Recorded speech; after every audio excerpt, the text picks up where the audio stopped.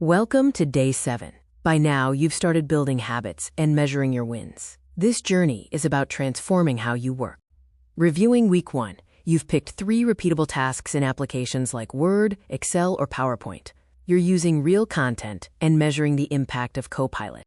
Copilot helps you save time by cutting the drafting stage in tasks like slide decks, data analysis, and email drafting. You should be tracking the hours saved. You've built a habit around prompting. This involves drafting a clear prompt, reviewing the output, tweaking, editing, and saving the effective prompts.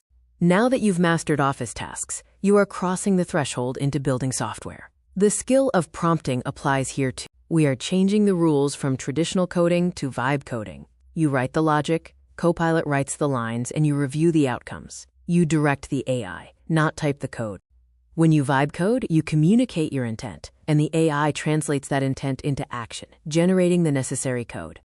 The same skill used to prompt for text in Word can be translated to prompt for code in tools like VS Code. You use natural language, only the output changes. To start, you will prepare the tools, open Visual Studio Code, and launch GitHub Copilot Chat.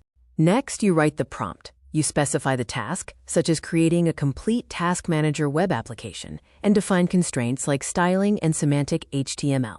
With a clear prompt, Copilot writes the code, generating the necessary files like index, HTML, styles.css, and script.js, effectively building the application. You review the output, checking the generated code. If acceptable, you press the Tab key to accept the work. This establishes a new loop. The human prompts the chat, the AI drafts the code, the human tweaks the logic, and the application runs. You prompt, Copilot drafts, you tweak, the app runs. You communicate intent. One part plans the project, the other builds the software. You don't need code. You only need intent.